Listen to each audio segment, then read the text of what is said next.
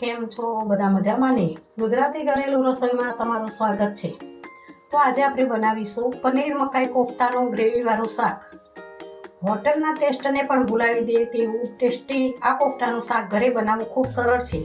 એકવાર મારી આ રીતથી બનાવીને ખાશો તો ઘરના બધા આંગળા ચાટતા થઈ જશે. તો ચાલો બનાવવાનું શરૂ કરીએ.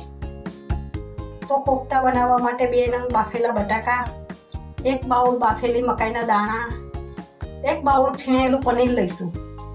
હવે 1 બાઉલમાં બટાકાને છીણી લઈશું.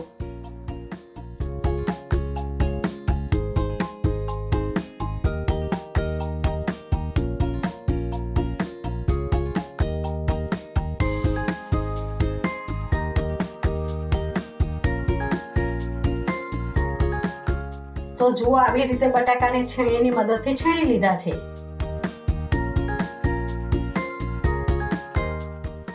મિક્સર જાર લઈને તેમાં મકાઈના દાણાને ક્રશ કરી લઈશું. તો આવી રીતે ક્રશ કરી લીધા છે.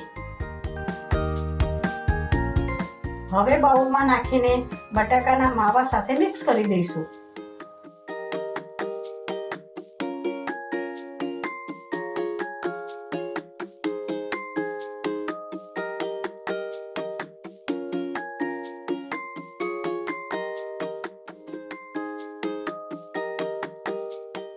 પછી 1 બાઉલ છીણેલું પનીર નાખીશું. અહીંયા મેં ઘરનું બનાવેલું પનીર લીધું છે. પછી તેમાં ઝીણા સમારેલા મરચાં, છીણેલું આદું અને પછી 1 ચમચી કાળા મરીનો પાવડર નાખીશું. હવે સ્વાદ અનુસાર મીઠું નાખીશું. પછી 3 ચમચી કોર્નફ્લોર નાખીશું.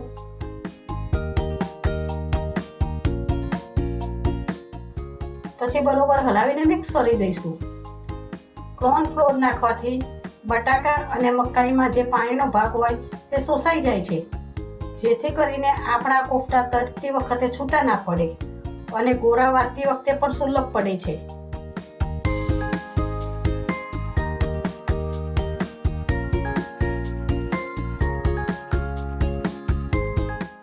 હવે આપણું મિશ્રણ રેડી થઈ ગયું છે.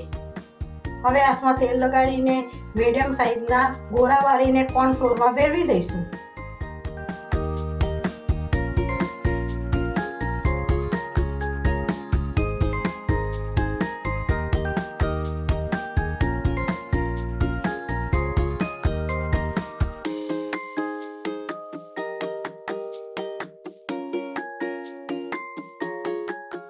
તો આપણા કોફતા આવી રીતે વાળીને તૈયાર કરી દેવાના.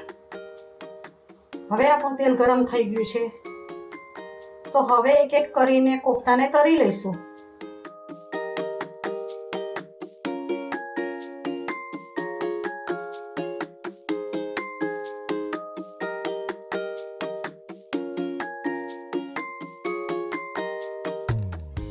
કોફતા જ્યાં સુધી ગોલ્ડન બ્રાઉન થાય ત્યાં સુધી તળીશું.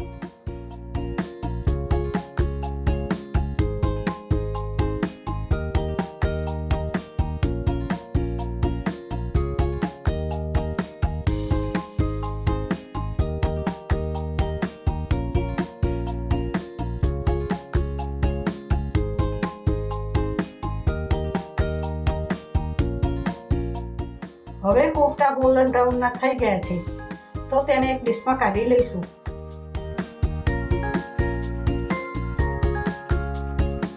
આ બધા કોફતાને તળીને રેડી કરી દીધા છે. હવે આપણે કોફતાની ગ્રેવી બનાવી લઈએ. તો અહીંયા એક કઢાઈ ગરમ કરવા મૂકીશું. તેમાં 2 ચમચા તેલ રેડીશું. 1 ચમચી બટર નાખીશું. બટર નાખવાથી ગ્રેવી ક્રીમી બને છે અને શાકનો સ્વાદ પણ સારો આવે છે.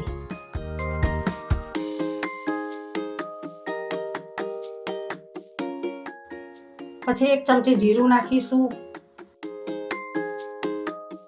2 લવિંગ અને 1 તજનો ટુકડો નાખીશું. થોડી હિંગ નાખીને હલાવી દઈશું.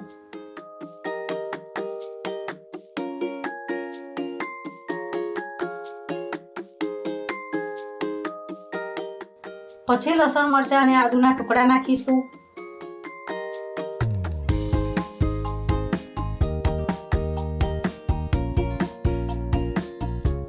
પછી 1 બાઉલ જેટલી સમારેલી ડુંગળી નાખીશું.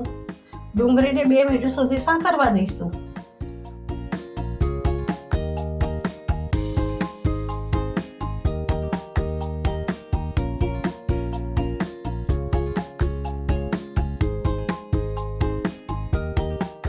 હવે એક બાઉલ સમારેલા ટામેટા નાખીશું.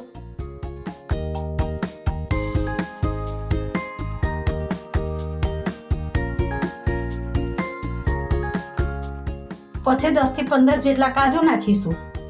કાજુ નાખવાથી ગ્રેવી ક્રીમી થાય અને પંજાબી શાકનો સ્વાદ સારો આવે.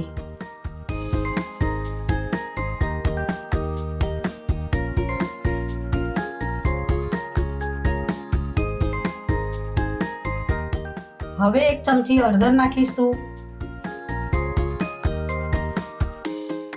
2 ચમચી જેટલું લાલ કાશ્મીરી મરચું નાખીશું.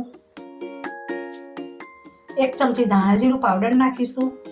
પછી સ્વાદ અનુસાર મીઠું નાખીશું. પછી બધા મસાલાને હલાવીને મિક્સ કરી દઈશું.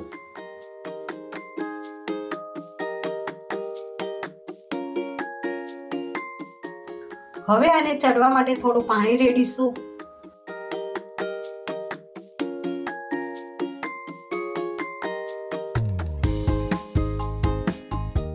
હવે આ બધું ચડીને તૈયાર થઈ ગયું છે. તો હવે ગેસની ફ્લેમ બંધ કરી દઈશું. હવે આને 5 મિનિટ માટે ઠંડુ પડવા દઈશું. હવે આ મિક્સરની જારમાં નાખીને તેની ગ્રેવી બનાવી દઈશું.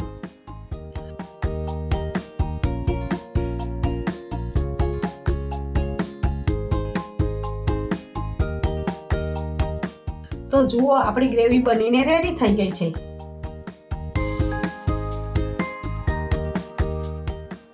તો હવે આ ગ્રેવીને કડાઈમાં ગરમ કરવા મૂકીશું.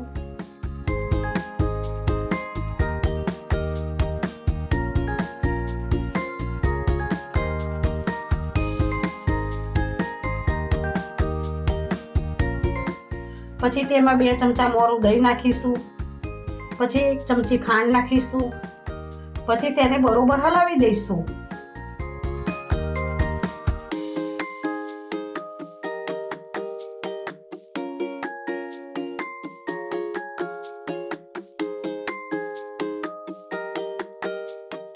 પછી થોડું પાણી રેડીશું. પાણી રેડીને ગ્રેવીને થોડી વાર માટે ચડવા દઈશું.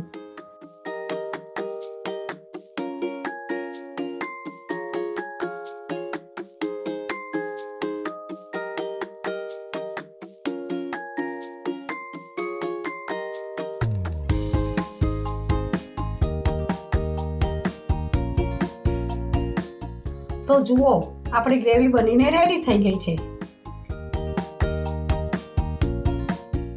તો હવે સર્વ કરવા માટે એક ડીશમાં કોફતા મૂકીશું. તેની ઉપર ગ્રેવી નાખીશું.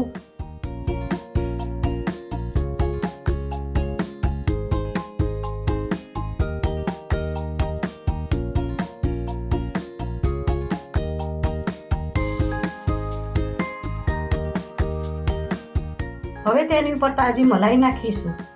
તો અહીંયા મેં ઘરની તાજી મલાઈ લીધી છે.